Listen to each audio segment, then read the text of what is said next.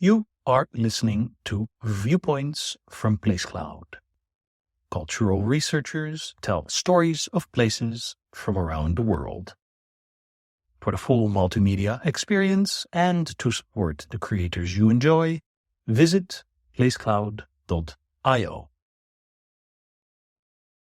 London can seem like a palimpsest, each new edition obliterating the thing before it. But some places burrow through the layers. We can use them to peel back the centuries and look under the skin of the city. One such place is St John's Lane, leading to St John's Gate in Clerkenwell, which links 500 years of London history. At the present moment, in the early 21st century, the gate is home to the revived Order of St John, which has had its headquarters and museum here since the 1870s. The order started in Jerusalem 800 years previously, and is now best known through its charitable foundation, the St John Ambulance. Let's rewind to the 1970s. The modern office buildings and studios in St John's Lane fall away, to be replaced by warehouses and cold storage facilities. Traffic again passes under the arch of the gate, which was pedestrianised in 1985. The area is industrial, particularly associated with the meat trade, focused on nearby Smithfield Market. The area's industrial character will stay with us as we explore the previous 2 centuries. World War II. The bombs, which destroyed much of the east side of the lane and irreparably damaged the west side, unexplode, and 19th century buildings and the Quaker Meeting House at Peel Court reappear. The warehouse and garage at the entrance to Passing Alley becomes a stables again. The industries crowd back in, a tin plater's works, a japanning and ironmongery business, taverns and old timber dwellings. Now it is 1898.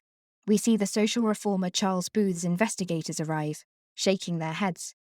The yards behind the shops in the lane are crowded with labourers and costermongers. The stench of cheese from the Gorgonzola factory fills our nostrils. As the lane changes, so does the gate. Restoration after restoration drops away. The neat facing we see today is removed, revealing earlier and still earlier stonework. Battlements come down, go up, and come down once again. In the western corner of the south side of the tower, the Old Jerusalem Tavern appears. It is now the mid-1800s. Landlords Benjamin Foster and Samuel Wickens have cleaned the ceilings, decorated the staircases, and draped the interior in crimson velvet to recapture the medieval atmosphere.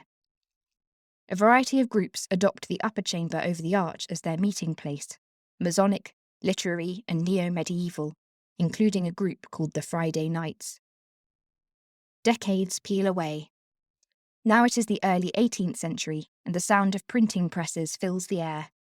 The old battlements reappear.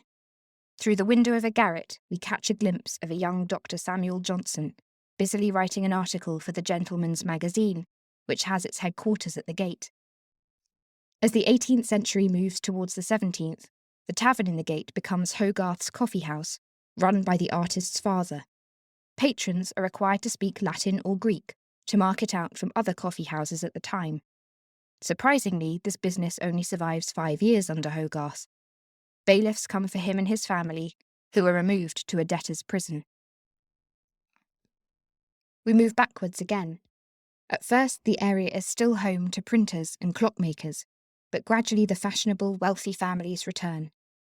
The many workshops and dwelling places in the lane become a handful of large houses. It is now the 16th century. The master of the revels has his headquarters here, where he licenses several of Shakespeare's plays. All the while, the old buildings of the priory on the north side of the gate are resurrecting themselves. The road level has dropped by 3 feet. In 1540, we see the dissolution of the priory reversed.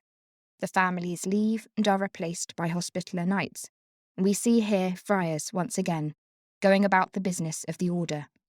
If we continue, we will see the gate dismantled. It was built in 1504 by Sir Thomas Dockwra, the Grand Prior. We would see him complete the rebuilding of the priory and the earlier priory's destruction in the Peasants' Revolt of 1381. We would see the order arrive in 1144, and we would have come full circle, the site once again under the management of the Order of Knights of the Hospital of St. John of Jerusalem, the predecessors of the modern Order of St. John.